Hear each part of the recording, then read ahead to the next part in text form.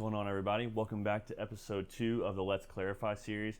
Got a lot of great feedback on the last one, so we're back here with another one, hopefully with a mic that's going to give us some decent quality as opposed to being so far away. We'll keep tinkering with it and try to get all set up and ready to go. So without further ado, let's jump right in. So basically with the yo-yo diets, number one, kind of what is that? So basically the yo-yo dieting is a pretty common occurrence throughout people that are dieting, throughout people that are trying to do weight loss and things like that, which basically occurs when you are in a deficit and then you're in a surplus, deficit, surplus, and you pretty much repeat that cycle for a while. So obviously, if you are noticing, like that's what a normal diet cycle kind of looks like. People are in a deficit and they're surplus and things like that. So what makes yo-yo diets so bad is really more or less the inconsistencies and the extremes kind of on both ends of basically what that looks like. So for example, instead of just being a normal cutting and bulking cycle where it's a super slow deficit until you reach whatever that goal is, then you do a super slow surplus that kind of keeps everything relatively normal, relatively where it needs to be as far as your metabolism operating correctly, things like that. So instead of it kind of being a very slow adaptation, yo-yo diets are very drastic cuts, taking away including a lot of restrictions, taking away a lot of calories very quickly, and then on the flip side, that being not being sustainable, and then you jumping back into a surplus or eating how you normally do, and so you have this kind of roller coaster that results in not the results you're looking for. So what exactly is happening? We're kind of like guess more or less what are the pros and cons of what it looks like to do these sort of like yo-yo diets. Why do people do them? Things like that, because they've become very popular, whether it's through a lot of like supplement companies and things like that. They push their 60 pounds in 60 days type thing. Why is it so bad? Why is it so attractive to people? Obviously the pros are going to be that you're going to get weight loss and it's going to happen quickly. A lot of people, whether it's you've got a beach vacation you're trying to get ready for and you've kind of put it off for a long time, the consistency hasn't been there, so you kind of need a quick fix. Whether you're impatient, whether you need to see results super quick or you're going to fall off. There's a lot of even good intentions behind some of these extreme diets. You've tried a lot of things and you failed, and so you're really just kind of desperate to find whatever that fix is going to be, whatever's going to work for you. So not everything is like, hey, I don't care what happens, I just want to be super unhealthy. Most people's thought process is not, I want to do this the most unhealthy way possible. But the cons that they don't tell you about are how quickly your body adapts, how quickly you plateau, no energy, it's not sustainable, you're increased hunger, you're increased fatigue. The list kind of goes on and on of all the negative sides of what kind of comes from the yo-yo dieting or even crash diets in general. They're kind of intertwined together because crash dieting results in the yo-yoing because you have a huge deficit and you bounce back once it's not sustainable and you go back to normal. But even from a dieting standpoint, I really wanted to dive in what exactly is going on behind the scenes, why the results, why people seem to lose a lot of weight and then gain it back and then some, etc. And so we're going to dive into that right now. All right. So if my handwriting wasn't bad enough, my drawings are going to be even worse, but we'll try to make this nice and painless, or you can just get a good laugh for today. But basically, here's you starting a diet. Beautiful, not terribly out of shape, a little bit of a high body fat percentage, you're wanting to trim down. So basically what happens is whenever you come into a deficit, BMR, muscle, everything like that, everything slows down, everything decreases. Some good, so body fat percentage going down, that's a good thing. So then that end result here is now, boom, you've hit your goals, everything's great, cool, but now things like your BMR, having less muscle, things like that, all those being decreased, whenever you go back to eating normal,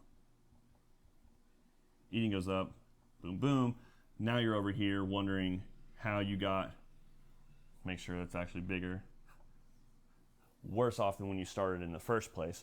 Because now your BMR is slow, but your eating's up, and so it results in being a bigger, larger person. Now, the way that naturally is going to occur really with any sort of dieting sequence, but the reason that it seems so much more drastic and so much more negative for your average person who's doing these crash diets is really kind of how your body works as far as like fat storage and things like that. So everybody has fat cells. Beautiful fat cell here. And so as you eat in a deficit, as you burn more calories than you're consuming these fat cells, because your body is going to get that extra energy from somewhere. Your body's going to take from these fat cells, and these fat cells are going to start to shrink. So they're going to get smaller and smaller and become much smaller fat cells. So your body never fully burns these fat cells away. Your body has these fat cells forever, and so all they're doing is shrinking and growing, basically, depending on if you're in a surplus or if you're in a deficit.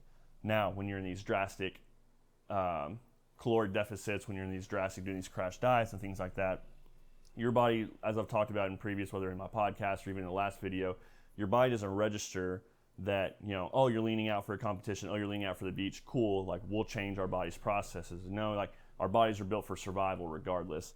And so when our body sees like these fat cells are getting super small, or if they're in crash diets, our bodies kind of freak out and think, okay, next time we eat, let's just store as much as we can.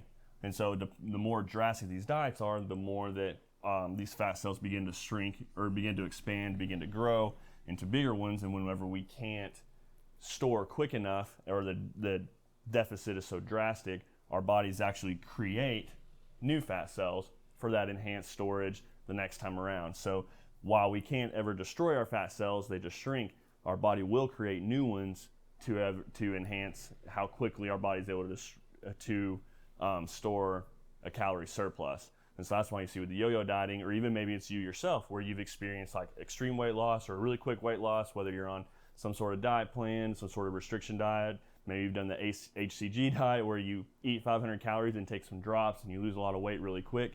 No matter what thing you've kind of gone through, but then 6 months down the line, you hop off of it, you start eating normal again, whether that's too much or even just what would be normal for somebody. Your metabolism's so slow, your body has registered that, hey, we're starving a lot of the time. Now when we eat normal, we're just gonna store any excess that we can. We're gonna develop new fat cells and grow those to store as much as we can, but then we're also gonna build new fat cells that are then going to store a lot of that excess.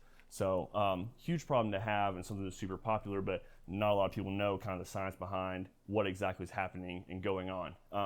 Probably the toughest part though is, what's the answer? What do you do? How do you kind of avoid this? And so we'll dive into that now.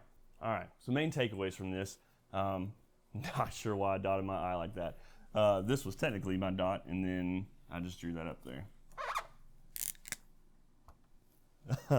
Main takeaways, for starters, just take your time.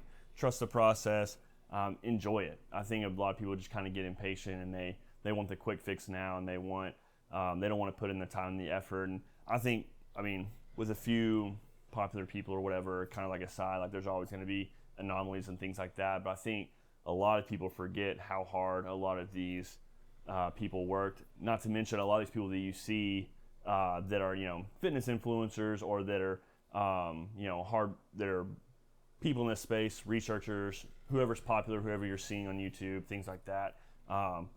They live that. Like, that is their job, is to look like that and to be able to do the things that they do. So you've got to set realistic expectations for yourself. But on top of that, it's still achievable for a lot of people if that's your desire. Most people aren't trying to be that shredded, but so if that's not you, then it really is just a time thing. It's just take your time, find an accountability partner, find a coach, if you don't want to put in that time and effort to figure out things I talk about in my podcast, and your BMR and how many calories you need, what your macros are, and how you need to work out. If all that's kind of overwhelming for you, then reach out to a coach. Put in the comments, shoot me a DM. I'd love to talk with you and help you. Even if you don't hire me, I can at least give you some tips to kind of get you in the right direction. But it's a time and it's a process. It's not some quick fix, or at least if you're looking for a quick fix, that's not what I do. So you can find that somewhere else.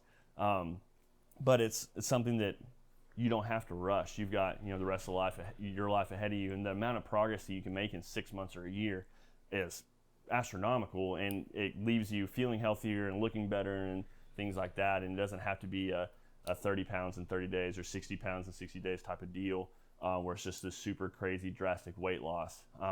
It's just going to leave you burnt, and like I showed you in my beautiful pictures earlier, super unhappy with the results, and it's always going to come back later on.